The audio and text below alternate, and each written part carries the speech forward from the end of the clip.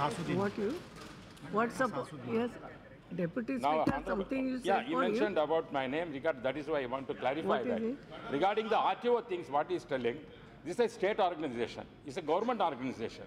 What this association doing, that is different issue. There are so many organizations government side. Therefore, we cannot criticize that RTOs are corrupt. We cannot say that. That is not a fact. Okay. Because if at all anything, we have to take action against. But the dealers may be corrupt afterwards. If you give the power to private parties to register a vehicle, what will happen?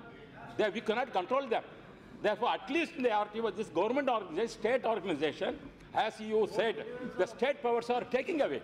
Already many powers are taken. Now you RTO, this power also is taking away.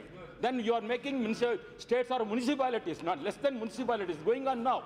GST, everything you are taken.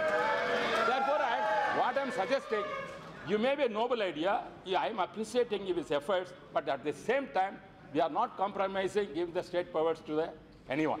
Especially private parties cannot be taken over. The giving the registration, that is a bad precedent it will create now. Therefore, I am requesting Honorable Minister, please don't blame the RTO's office. That private dealers also going to be more than that. We cannot control them. This high time, don't give the power to the private dealers.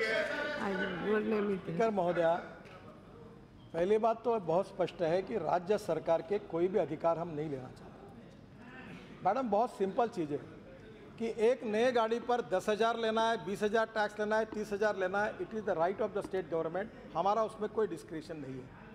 जो वो tax बोलेंगे वो tax उस गाड़ी पर केवल dealer के पास, dealer वही टैक्स उनके अकाउंट में जमा कर देगा जो वो कहेंगे। हम उनकी कोई पावर नहीं ले रहे। प्रेजेंट लॉ ये है कि गाड़ी को आरटीओ ऑफिस में ले जाना पड़ता है, आरटीओ को टैक्स भरना पड़ता है, फिर वो नंबर देता है, गाड़ी वापस आती है और फिर डिलीवरी मिलती है। मैं कोई आरटीओ ऑफिसर ऑनेस्ट है या डिसऑनेस्ट है इसमें नहीं जाना चाहता।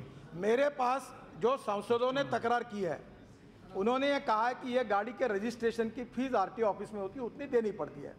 मैं आरटीओ ऑफिसर्स के भी विरोध में नहीं हूँ, पर ये इस प्रकार के मुझे अनेक राज्यों ने पत्र भी दिए हैं कि ये इस प्रकार का ये ठीक नहीं है, आप इसको ट्रांसपेरेंट करिए। अब मुझे बताइए मैडम, जब कितनी टैक्स लेना है या बढ़ाना है कि नहीं बढ़ाना है, इसका कोई अधिकार केंद्र सरकार के पास नहीं, पूरा राज्य सरकार के पास है। और इसलिए ये अधिकारों के बाद में भी हम लोग कोई अधिकार, कोई पैसा हमारे अकाउंट में नहीं आएगा, कोई हम नहीं ले रहे। अगर राज्य सरकार, उदाहरण कर्नाटक सरकार बोलती है कि ये मॉडल पे हमको 10,000 टैक्स है, 10,000 लेना है तो 10,000 लो, वो बोलती 15,000 है तो 15,000 लो। केवल बैंक में जैसा डिपॉजिट करना, उतना टैक्स उनके अकाउंट में जमा करना।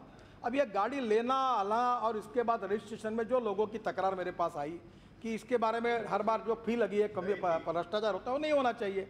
अब मुझे बताइए कि राज्य सरकार का इसमें कौन सा अधिकार हमने छीना है? क्या इस प्रकार से जो तकरारें सदस्यों की है कि आरटीओ ऑफिसर, मैं मालूम नहीं कौन से स्टेट में आपका क्या अनुभव है, अगर आपको लगता है कि यह सिस्टम आरटीओ, मैं खुले रूप से कहता हूँ, अगर आप सब पार्टियों को लगता है कि आरटीओ ऑफिस ईमानदार है और राज्य सरकार का अधिकार है, ये होना चाहिए, तो मुझे कोई अड़चन नहीं है, हम उसके साथ चले जाएंगे। पर अगर आपको ये तकलीफ के लिए मुझे पत्र भेजे तो आप मुझे बताइए क्या करना चाहिए। असाउद्दीन ओवैसी जी।